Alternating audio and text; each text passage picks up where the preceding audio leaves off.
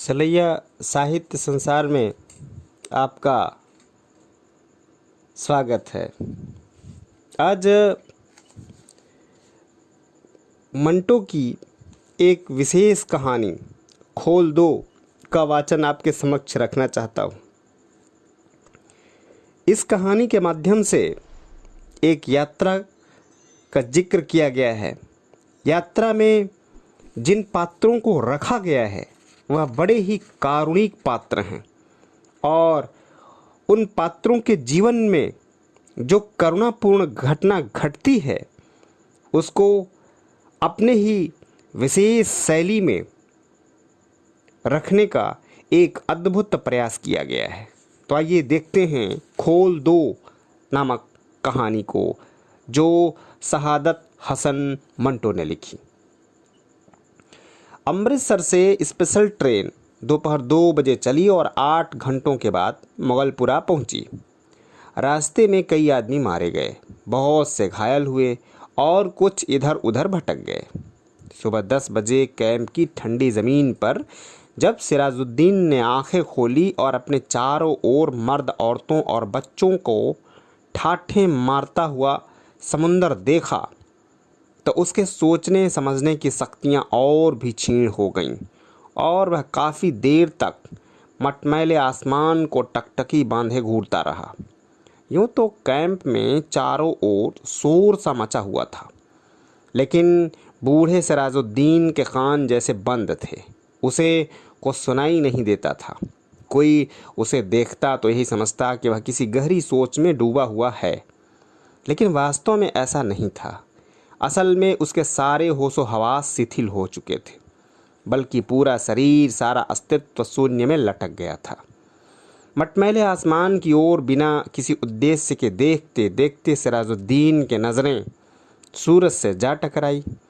तेज रोशनी उसके जर्जर शरीर की नस नस में उतर गई और वह जाग उठा। उसके दिमाग में एक के बाद एक कई तस्वीरें घूम आईं। लूट मार, आग भाग दौड़, स्टेशन, गोलियां, रात और सकीना। सिराजुद्दीन एकदम खड़ा हो गया और उसने पागलों की तरह अपने चारों ओर फैले हुए समंदर को खंगालना शुरू किया। पूरे 3 घंटे तक सकीना सकीना पुकारता कैंप की धूल छानता रहा, लेकिन कहीं भी उसकी जवान इकलौती बेटी का पता नहीं चला। चारों ओर एक धांधली सी मची थी। कोई अपना बच्चा ढूंढ रहा था, कोई माँ, कोई बीबी और कोई बेटी।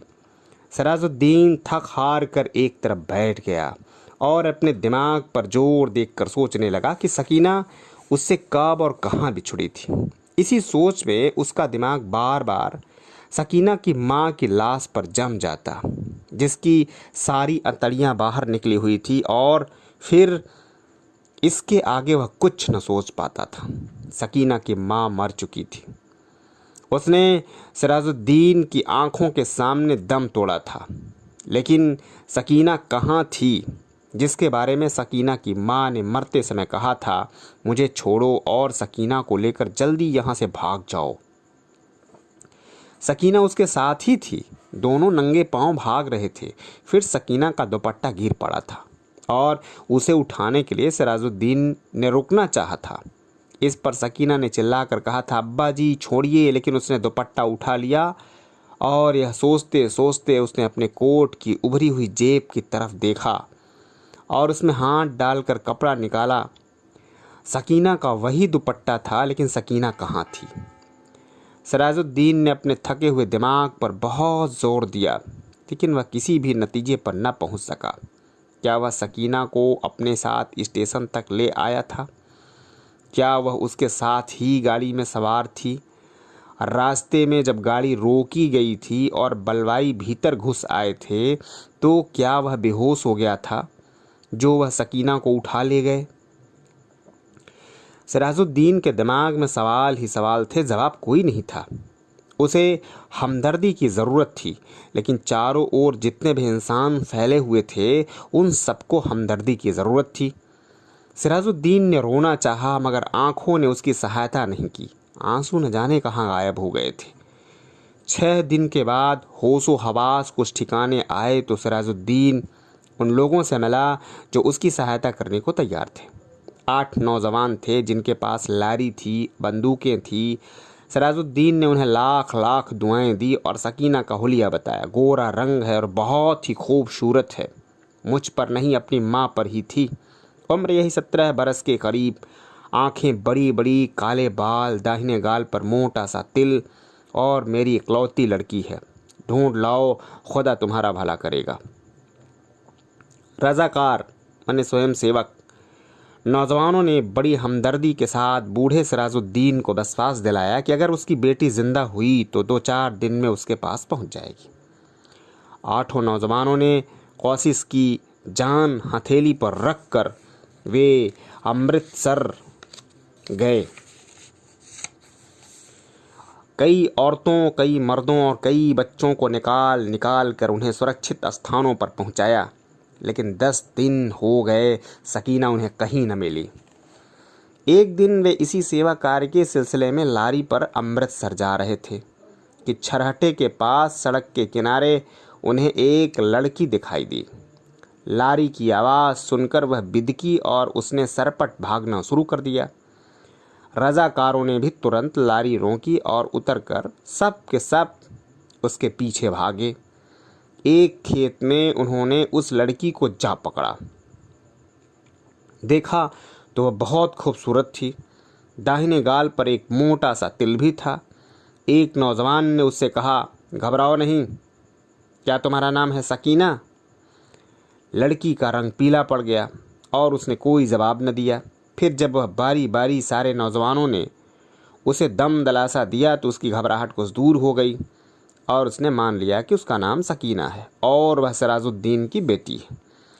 8 रजाकार नौजवानों ने हर तरह से सकीना की दिलजोई की। उसे खाना खिलाया, दूध पिलाया और लारी में बैठा लिया। एक ने अपना कोट उतार कर उसे दे दिया, क्योंकि दुपट्टा न होने के कारण वह बड़ी उलझन महसूस कर रही थी और बार बार बाहों से अपने सीने को ढांपने की असफल कोशिश कर रही थी। कई दिन गुजर गए, सिराजुद्दीन को सकीना की कोई खबर न मिली।